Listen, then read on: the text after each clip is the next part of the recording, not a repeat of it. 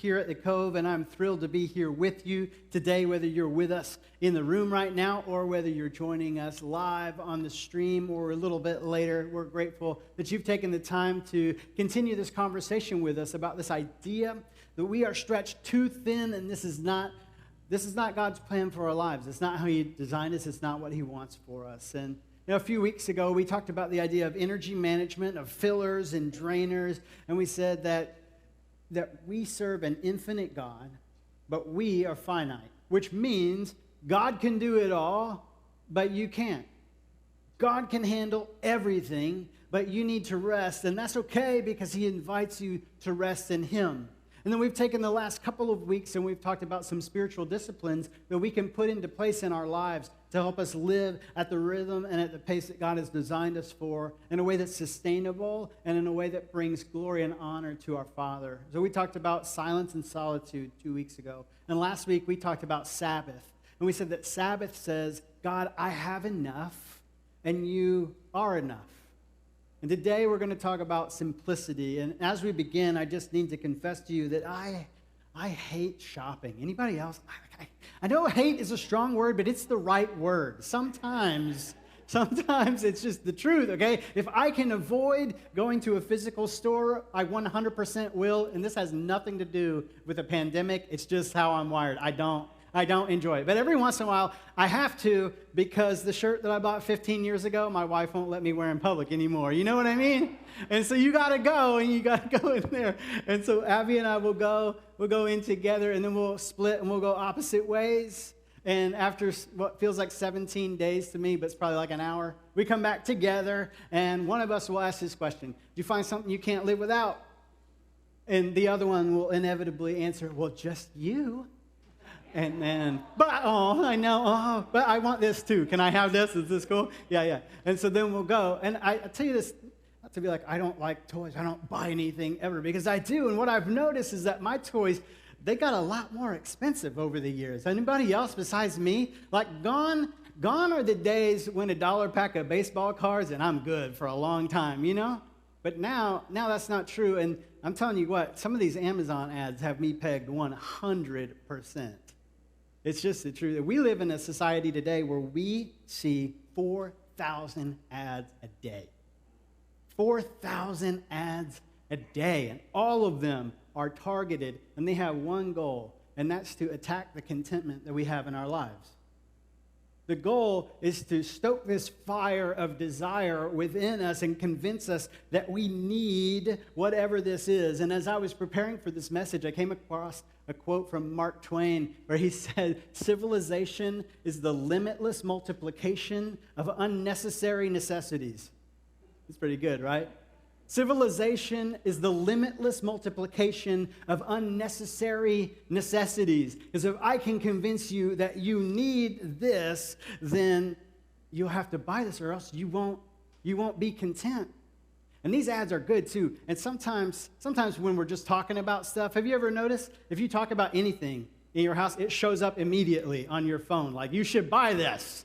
And you're like, what is happening? Then you realize, oh yeah, I got Siri in my pocket and Alexa on the shelf, so I get that. And so that, I don't really love that, but I've kind of come to terms with it. But then there's sometimes, maybe this has happened to somebody else, there's sometimes you don't even say anything. You just start thinking about stuff. You're like, man, it'd be really cool if I bought this, but you know for a fact that you haven't said it out loud. And boom, it shows up on the feed anyway. And you go, what is happening? You have two reactions. One of two things happens when this happens in your life. You either start combing through your house for hidden mics and cameras, or you say, this is a sign from Jesus. I need this thing. This is what he said.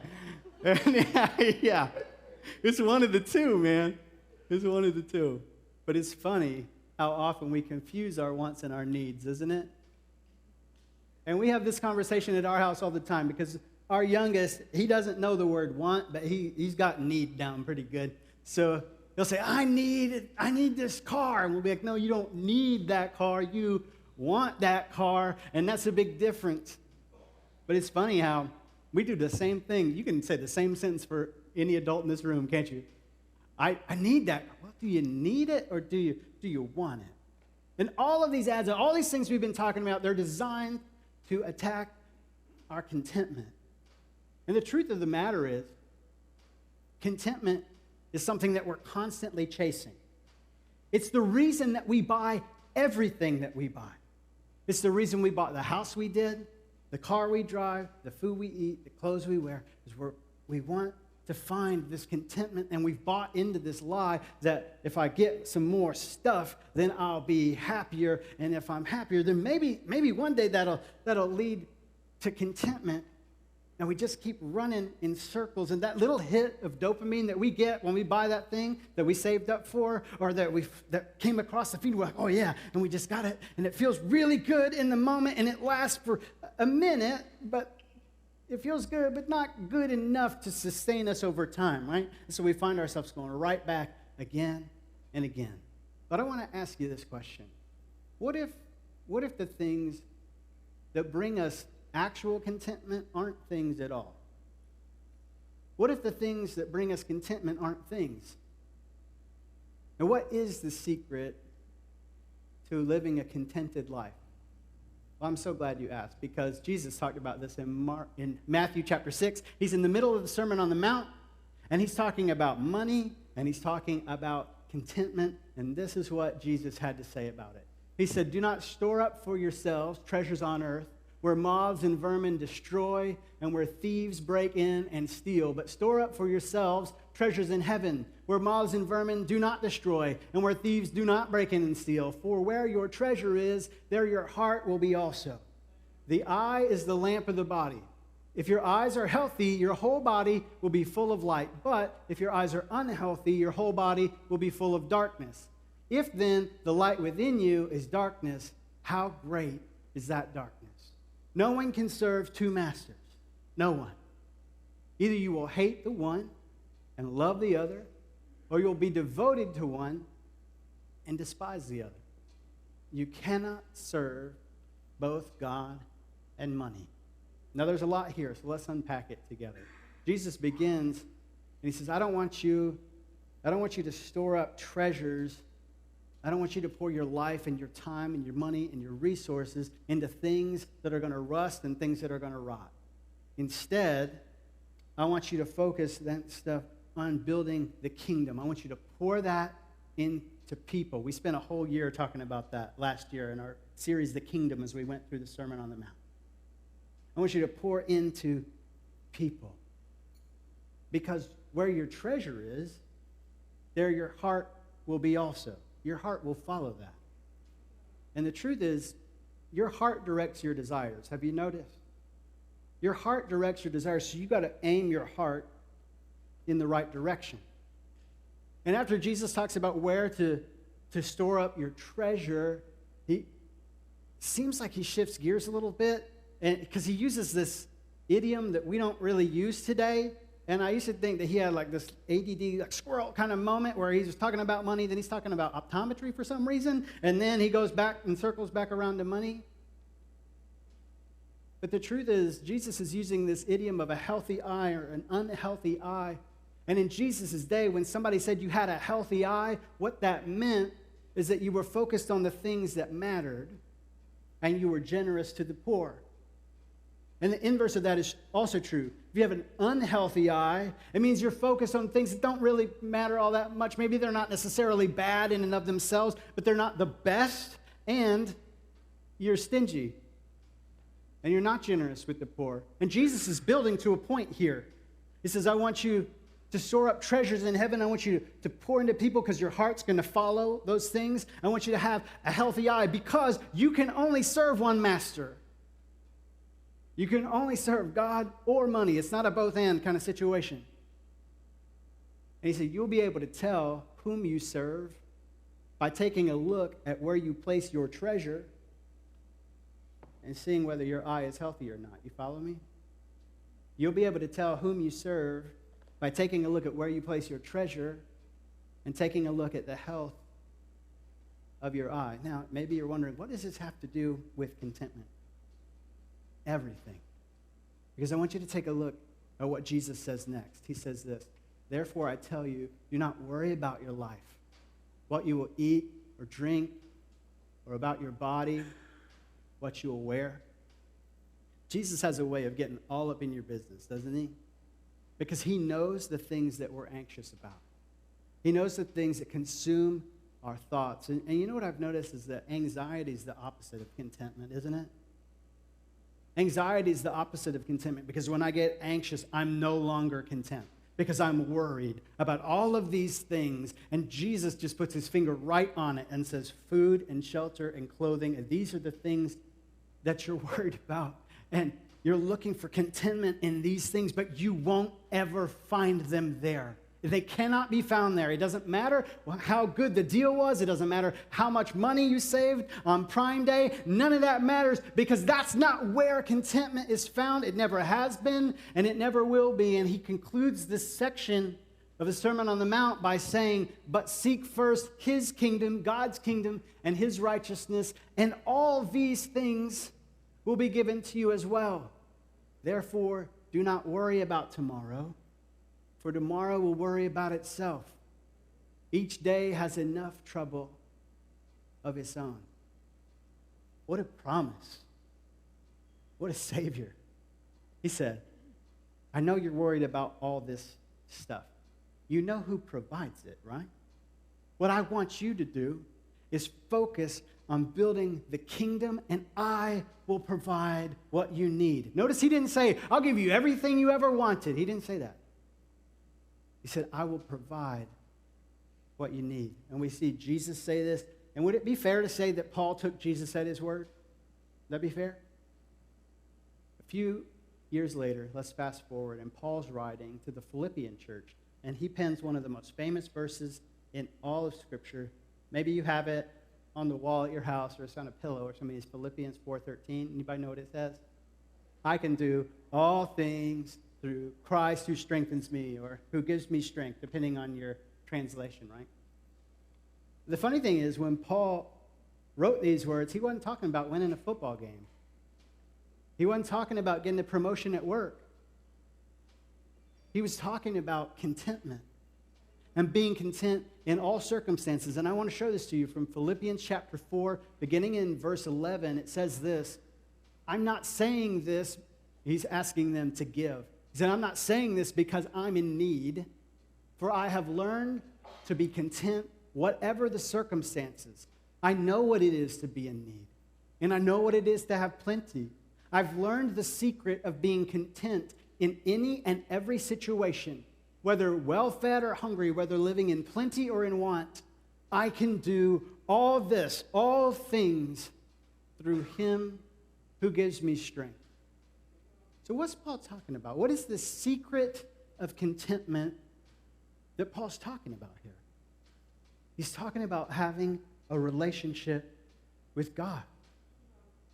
And how do I know? Because if you rewind a little bit to earlier in the chapter, earlier in the book, he says, don't be anxious about anything.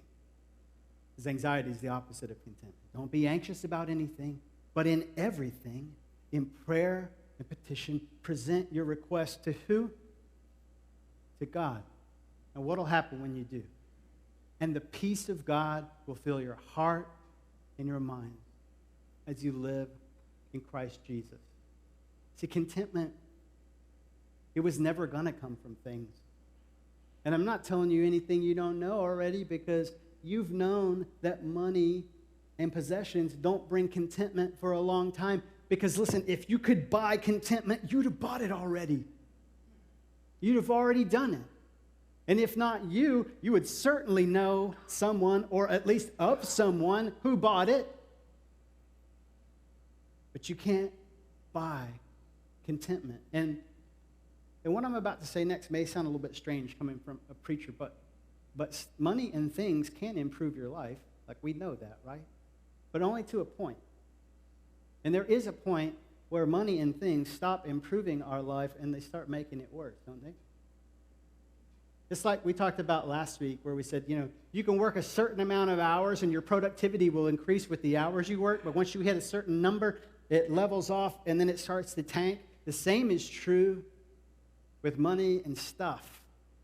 And it's interesting because Princeton University did a study on this as well, and they found the number that you got to hit. And once you hit this number, that's all money can give you. You know what the number is? It's $75,000. And that's not per person, by the way. That's per family. And this is a national average because, listen, we understand that $75,000 in some places is a whole lot of money. And $75,000 in some places ain't going to cut it. The point is not $75,000. The point is that once you get to a certain level where you're not worried if the lights are getting cut off anymore or if there's going to be food on the table, money will continue to promise you that it can bring you happiness and fulfillment, but it underdelivers every time, doesn't it? Money overpromises and underdelivers every time. And maybe you've heard the phrase, less but better. You heard that before? I need less stuff. I just need better stuff. Like, I don't need 7 TVs. I just need one really awesome one, you know? But what if it's not less but better? What if it's less is better? What if there's something to this ancient idea of living simply? Maybe you prefer the term minimalism. That's kind of the phrase of the day, right? I'm a minimalist, and I'm living simply and all this stuff. And for those of you who are concerned, don't worry. I'm not going to ask you if your blue sweater sparks joy. I promise I won't, okay? Because I really don't care if your blue sweater sparks joy. But I do want to ask you this question. Are you spending time to get money, or are you spending money to get time? Because there's a huge difference between the two. You spending time to get money, or are you spending money to get time? Because we know that contentment doesn't come from money and stuff. Contentment, to the contrary, comes from our relationships, doesn't it? With those that we love, and more importantly, true contentment comes from a relationship with our Father. Therefore, if I spend more time with my Father, the more likely I am to be content. You follow me? As it turns out, the secret to contentment isn't belongings, it's belonging. The secret to contentment isn't, nor has it ever been, belongings. It's belonging. And because of what Jesus has done, we do belong with our Father. That's why he came. He came to give his life for you and for me because the sin in our own lives broke our relationship with God and separated us from him. So he said, I'm going to come. I'm going to live a perfect life and give that life for you on the cross. I'm going to raise up from the dead on the third day and conquer sin and death and Satan and hell forever and make a way for you to come back where you always belonged. To come back into a relationship with your Father, to come back to the source of contentment, to have the possibility to find what you've been looking for all this time. And if you don't know how to do that, I would love to chat with you before you leave this place today. If you're with us in the room here in just a little bit, when service is over, I'm going to be standing right down here in the front.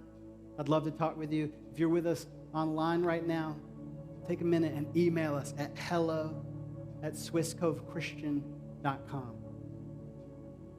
Because listen, the goal of our conversation today is really not to help you declutter your closet. It's to help you declutter your life. Because we didn't come today to say, oh, your stuff and your toys, those are evil and those are bad in and of themselves. And the question isn't, do I have too much stuff? The question is, does my stuff have me? Is it sucking up so much of my time and my resources and my treasure that I don't have the time to spend with those relationships that matter? And most importantly, I don't have the time to spend with my Father because I'm too busy chasing all this stuff over here that has failed me time and time and time again. So what I want you to do is take a look at your life and ask this question. Not does it spark joy, because it can, by the way. Ask this question. Is this thing, is it pulling me closer to God, or is it pushing me further from him? Is it pulling me closer to God, Or is this pushing me further from him? I want you to share things when you can and give stuff away, not because stuff in and of itself is evil, but you know what I've noticed is when you start to release stuff, it starts to release you too. And you start to be set free from needing all of this stuff because it no longer becomes a source of pride in your life. And this thing that you're looking for to give you that contentment, it becomes a tool for the kingdom. And listen, church, I know that we're going to fight this battle for contentment all of our lives. All of our lives. Until Jesus comes back or calls us home, we're going to be in a battle for contentment, but we will no longer accept any substitute for a relationship with our Father. Not food, not drink, not money, not clothes, not stuff, not anything else. We're no longer going to spend our days worried about these things and running to them when we feel anxious and when we feel insecure, because we know what the secret is to contentment in all circumstances. The secret to contentment is not belongings. It's belonging. And because of what Jesus has done, we already belong. So take a breath. That contentment that you're looking for, it's already right there. And my prayer for you is that you'll take hold of it.